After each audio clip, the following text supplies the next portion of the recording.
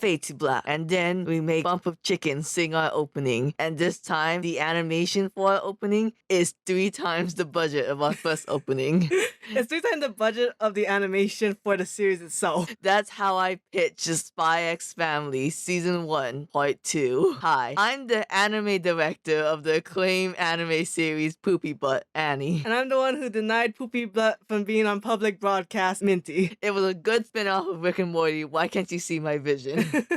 And this is FunUntitled, where we serve every episode an F you. I mean, now that you brought it up, the opening slap. I mean, The opening one with that stupid characterized style, I was like, not cutting it. Opening 2, now we have a music video, and like, Bump of Chicken music videos slap, like the One Piece cup noodles, that Valentine's chocolate, the Pokemon one. the Pokemon one where like they celebrate, I don't know what they're celebrating, maybe like the fact they survived 25 years. I think so. Yeah, that's one way to put it. I will say though, I think the first one's vibes did match the show more. It did match the vibe more though. But it didn't match its popularity. While we're on the opening and endings, Oh, the ending! the ending, you thought the first ending was cute with Anya, like, all the lights and seeing all the characters. And then you see the second ending. And then Bond is just like, what if we lived in a 3D simulated room and we just kept rotating? So domestic, so cute. I like Anya's relationship with Frankie. I wish that Yor kind of hanged out with Frankie more though. It's kind of hard. They don't really have anything in common. Because I feel like Frankie and Anya really like to fuck around with Lloyd. It's a number 1 pastime.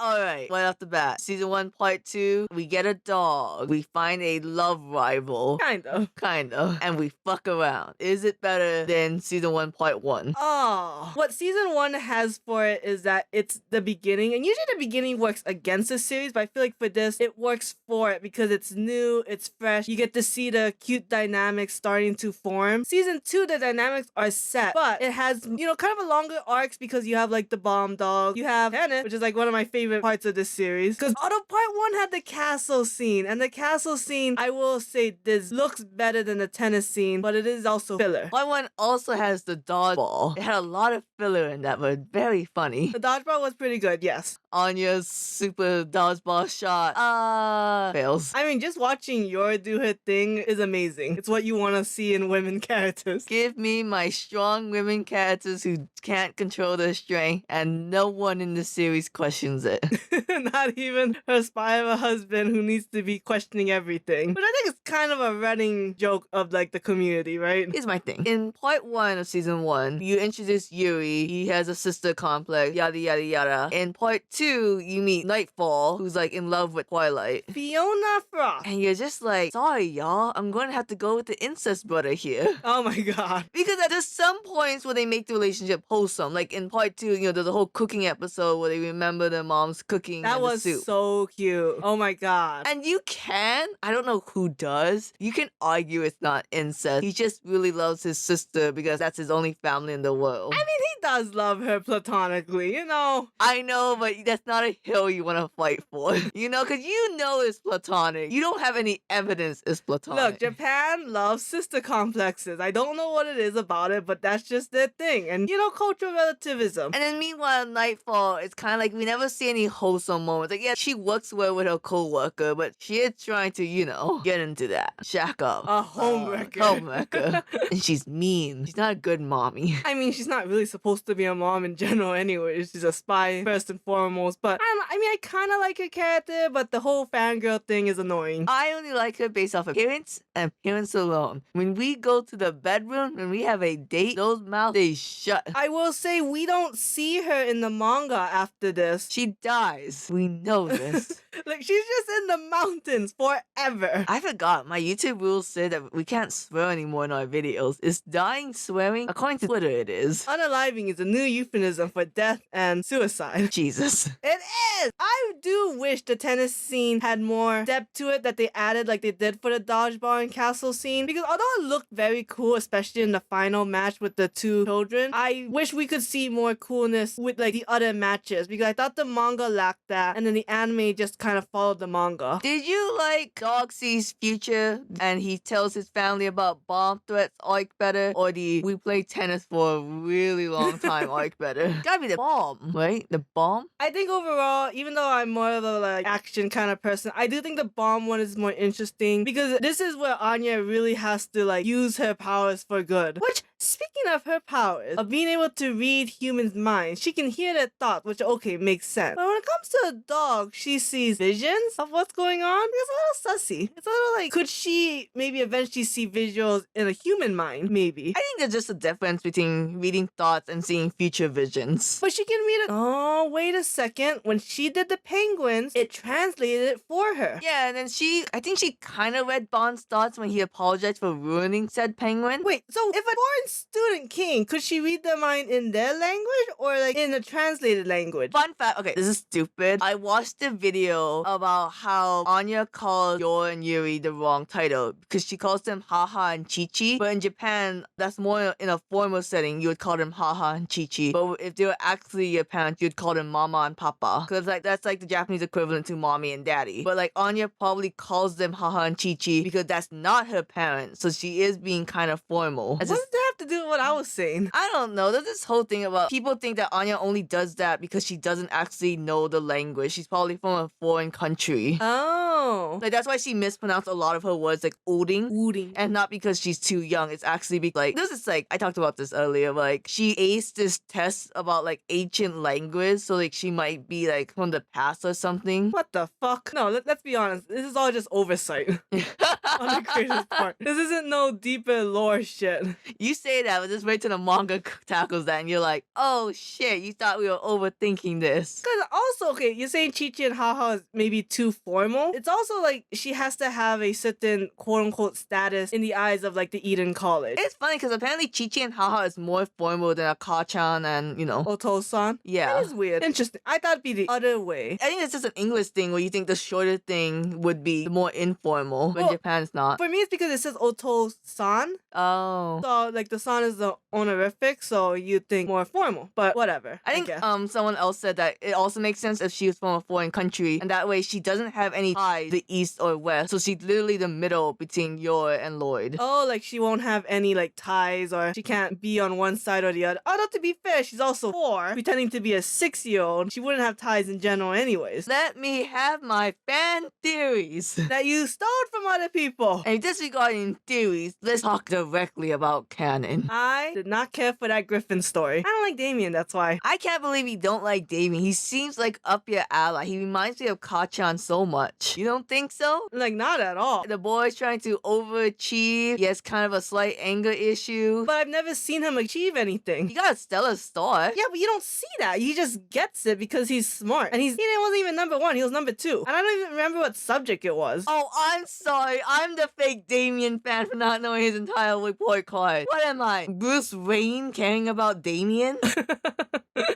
What a reference. What a pull into the back minds of what you know about DC Comics. It's the only other Damien I know other than Satan's Damien. Sure. I don't even know what horror movie that's from. I'm just saying, Damien's my boy, Becky's your girl. We're gonna have to accept that. We're doing the divorce. That's how we split up the kids. The shopping scene? Oh, It was a little too fast. No. The fashion montage. That is true. When you have a montage, you gotta like sell it. You gotta like have them run the runway, the catwalk. Can't have no RuPaul cutting this hour-and-a-half episode to 45 minutes. And I do like how the anime added some outfits for Becky. 'Cause I don't remember that bondage dress. They had no, I don't know about the bondage dress, but they definitely did the your dress. Oh, okay. I'm a waifu. It's like, yes, you are, Becky. Martha, come here. Can you like solve this? You know, stop the fantasy of this child trying to become a child bride. Oh God, that gets too real when it comes to spies and other countries and whatnot. Okay, you're spoiling the video. I know a lot of people hate Becky because What? they think she's a homewrecker, or like it's very uncomfortable with a child having a crush on an adult. And I'm like, have you seen any anime? Any of them at all? Like, as long as Lloyd does not act on it, it is harmless. You know what? They haven't seen that chapter yet. Ah, yes, the chapter where Lloyd sets up his boundaries and explains, you are a child. I think it's cute. Oh, okay, to be fair, I don't really care about the Becky Lloyd thing. everything, but I think she's a cute character overall. And there's nothing bad about that. It's just a little annoying, but that's because I don't like fangirls. If you hated Damien during that arts and craft episode for making the Griffin, you must have loved Becky making Lloyd. Made a roadblock looking Lloyd Didn't ass. she end up destroying that, being like, yeah, this is the one I want to do anyways? Yeah, she's like, you know what? It's actually an insult to call him an animal, so slam. Becky knows what she wants. Her family makes weapons of mass destruction. She'll destroy whatever Becky is she definitely wants. going to grow up to be a girl boss. Gatekeeping girl boss. I did feel so sad for Becky, but at the same time, I saw a little bit of Minty when you saw Becky's path of like, she's mean. It's like, no, I'm not mean. You guys are stupid. True though. It's true. Just like how my past with Damien, where like I tried to call my older sibling and they're like, shut the fuck up. Get overcast and ignored by the rest of the crew. God damn, that was depressing. Alright, let's talk about Bond and Nightfall then. I don't think we talked enough about Bond. He's a little funky dog. Yeah, we should talk about Bond. He's actually a really good character. I think he adds an interesting dynamic to the story, but he still matches where like he's pretending to be a normal dog, but he's clearly not normal. We don't talk enough about how he traumatizes Anya with scenes and glimpses into the future of dead Lloyd. How many times do you think Anya just kind of read Bond's mind? It's like, well, that's a bloody Lloyd. Yeah, that should be traumatizing, right? She's 4. She's repressing this as it comes. Maybe her telekinetic mind makes her more mature in some ways. It's funny because Anya deals with so much shit, and then you find out that the artist doesn't really do slice of life. He does more like serious drama kind of manga. And you're like, doing Spy Family, I try to do what I think the audience wants to see. And it's like, okay, cool, we're having a jive all the time. But sometimes the artist relapses and goes back to the nitty gritty stuff. Oh man, some of the shit in the manga is like, what the fuck? And you're like, yeah, I could see that the artist usually tackles darker themes. I only read his previous work where like the girl looks exactly like Anya and Yoi combined, and they had the artist of Blue Exorcist help out, and you're like, whoa, the Blue Exorcist artist is way more talented than you, my dude.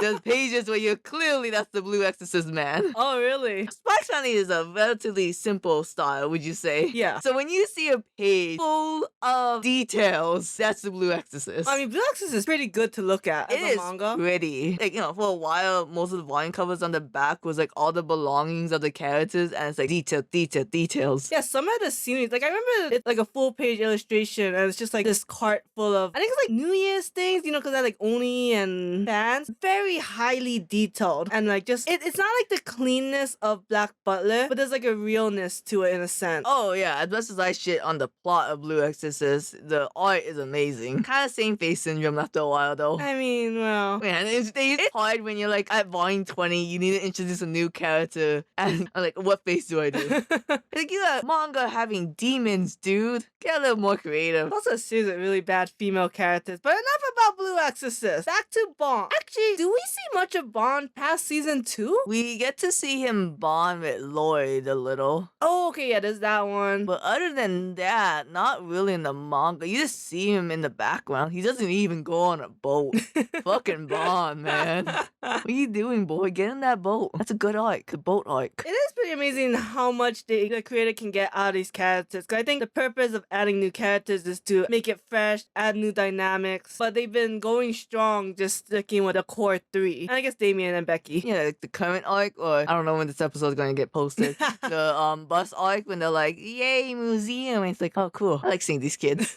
But okay, let's end this with like the season finale. The Lord finally making his first contact with Donovan Desmond, who they believe is trying to, I believe, start a war between the East and West. Can I say, I cared much more about Yor questioning her role as a mother than anything going on with the actual plot of Spy Family. Sure, I mean, you read and watch the series for the relationship, the characters, and the dynamic. The plot is just kind of what gives a direction to the story and gives drama to it. Because without the drama, then Lloyd being a spy and Yor being an assassin really doesn't mean anything. I guess, yeah. I wish we didn't have to make Damien's dad a complete asshole to justify, like, hey, I know you're a fan of Damien, everyone other than Minty, but don't feel bad that Lloyd wants to basically, like, get his dad. His dad's an asshole. Damien would be better without him. My assumption was that they did that so they couldn't get any information from Damien. Oh. Because if he's aloof from Damien, because otherwise you could be like, oh, my dad likes to blank. Or Oh, but to be fair, what 6-year-old knows anything about their parent? We're watching motherfucking Bluey. I guarantee guarantee you, if you ask Bluey, what's your dad do for a living? She'll be like,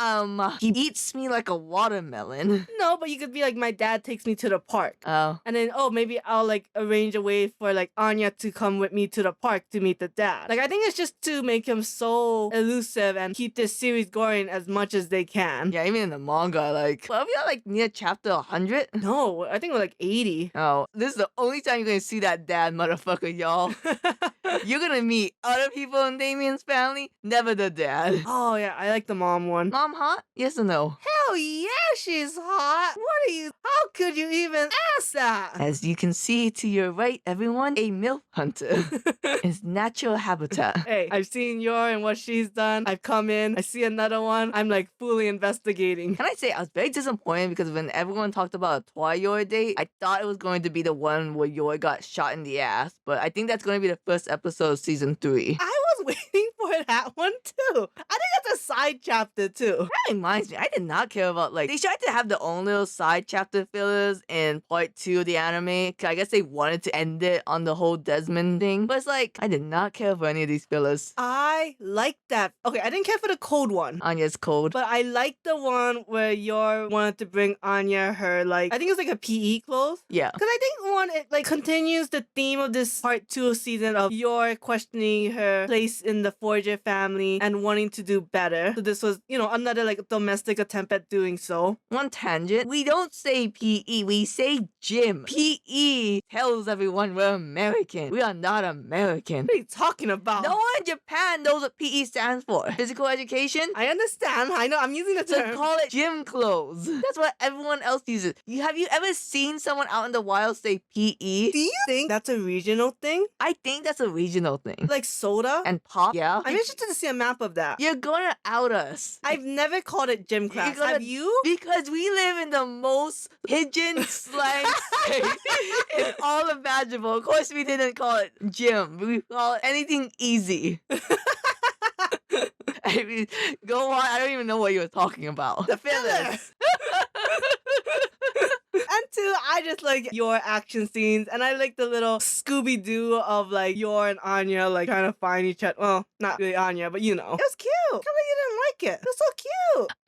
If I'm gonna see a fucking filler, I'm gonna see a cool filler. I'm not gonna see this bullshit of she's just jumping from building to building. But it was cute. You're ignoring the fact that it was cute. I think it's just with Lloyd being like, hey, don't worry, Yor, you know. It's just like, well, we're gonna have this conversation later when Yor gets drunk. Why are we having like a diet conversation now? Because it adds on to it. And Lloyd's like, I get out of my fucking way. I gotta give constant praise and affirmation to my wife. And what's wrong with that? Don't we all want that? Yeah, I guess so, huh? It do be cute. So I think this is the end of season 1. I'm sure season 2 is gonna probably start in what, October? I don't know if the movie's coming out before season 2. Oh, a movie. Yeah, they announced that at Jump Fest. Which is what, like Shonen Jump's version of a Comic-Con? Hell yeah.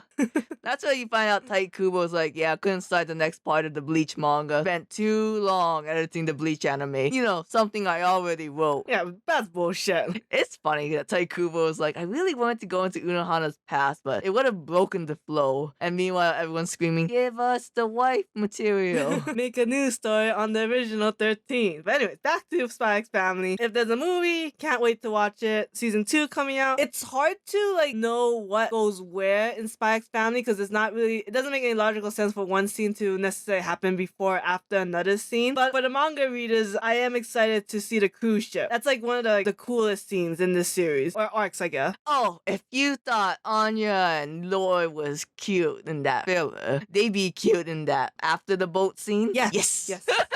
Until then, I'll see you at the movies. And then the room turns 3D and we just keep spinning with a hard rim light around us. Oh, you don't even know how the song goes.